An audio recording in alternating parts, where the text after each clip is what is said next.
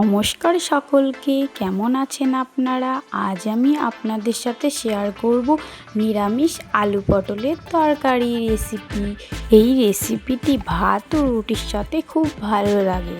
সাথে আরও একটি রেসিপি দেখাবো, শাকের ডাঁটার সর্ষে বাটা রেসিপি। চলুন তবে রেসিপিগুলি দেখে নিন। প্রথমে কড়াইয়ে তেল দিয়ে তেল গরম হয়ে আসলে কুচিয়ে রাখা আলুগুলো দিয়ে ভালো করে লাল লাল করে ভেজে নেবে। একটু কালার আসার জন্য হলুদ গুঁড়োও দিয়ে দিল। ভালো করে আবারও ভাজতে লাগলো।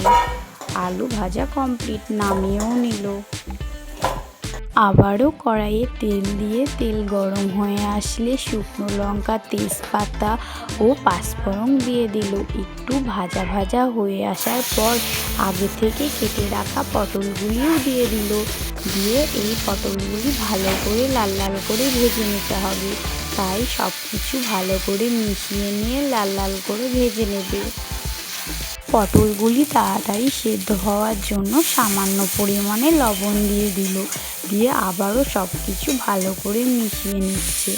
দিয়ে এবার গ্যাসটি আস্তে দিয়ে ঢাকা দিয়ে দিয়েছিল। 5 মিনিট পর ঢাকাটি তুলে আবারও সব কিছু ভালো করে মিশিয়ে নিচ্ছে।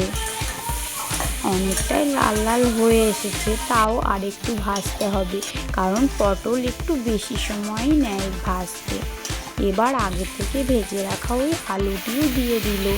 সব কিছু ভালো করে আরেকটু মিশিয়ে নিচ্ছে।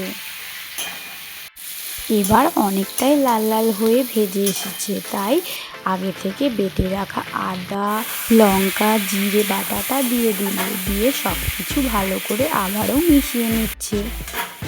এবার অনেকক্ষণ ধরে একটু কষিয়ে নিতে হবে। অনেকক্ষণ কষাচ্ছে, তার মাঝে একটু হলুদ গুঁড়োও দিয়ে দিল। আবারও সব কিছু ভালো করে নেড়ে চেড়ে কষিয়ে নিচ্ছে। আর হ্যাঁ, যখন দেখবেন তেল ছেড়ে আসবে তখনই আপনারা বুঝবেন যে কষানো কমপ্লিট হয়ে গেছে। আমাদেরও দেখুন অনেকটাই কষানো কমপ্লিট হয়ে গেছে। এবার সামান্য পরিমাণে জল দিয়ে দিল। দিয়ে সব কিছু ভালো করে আবার মিশিয়ে নিচ্ছে। এটা হালকা গ্রেভি হবে, তাই অল্প পরিমাণে জল দিয়েছে।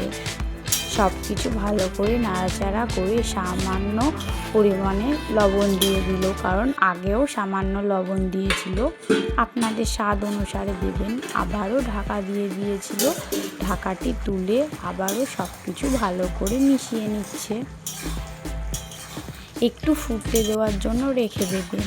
অনেকটাই ফুটে এসেছে, দেখুন ঝোলটাও অল্প হয়ে এসেছে। এবার আগে থেকে বেটে রাখা গরম মশলা গুঁড়োটাও দিয়ে দিল। নামিয়েও নিল। আমাদের তৈরি হয়ে গেল নিরামিষ আলু পটলের তরকারি। এবার শাকের ডাঁটা সর্ষে বাটা রেসিপিটি দেখে নিন। প্রথমে কড়াইয়ে তেল দিয়ে তেল গরম হয়ে আসলে পাঁচফোড়ন দিয়ে দিল। দিয়ে আগে থেকে কেটে রাখা ডাঁটাগুলোও দিয়ে দিল। দিয়ে সব কিছু ভালো করে মিশিয়ে ভেজে নিচ্ছে। একটু ভাজা ভাজা করে নিতে হবে। একটু ভাজা ভাজা হয়েও এসেছে, তাই এবার আদা, জিরে, লঙ্কা ও সর্ষে বাটাটাও দিয়ে দিল। দিয়ে সব কিছু আবারও ভালো করে মিশিয়ে নিচ্ছে। এবার একটু কষিয়ে নিতে হবে, কারণ না কষালে অত টেস্ট লাগবে না।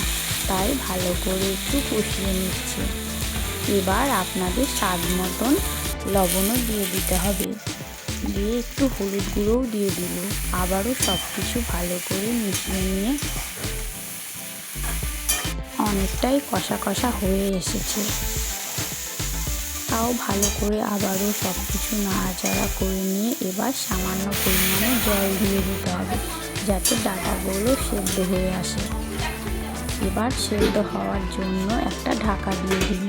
আবার 5 মিনিট পর ঢাকাটি তুলে অনেকটাই সেদ্ধ হয়ে এসেছে, তাও এবার ওই যে জল দেখতে পাচ্ছেন ওই জলগুলো অনেকটাই শুকিয়ে আসবে, সেই জন্য কিছুক্ষণ রেখে দিয়েছিল ফুটতে। তারপর অনেকটাই ফুটে আসার পর দেখুন জলটা আর নেই।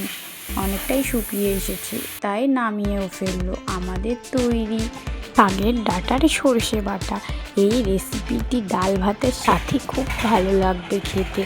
একদিন অবশ্যই করে দেখবেন। মা আমাকে খেতেও দিয়ে দিয়েছে, খুব ভালো হয়েছিল। আর আজকের এই রেসিপি দুটি আপনাদের কেমন লাগলো অবশ্যই জানাবেন।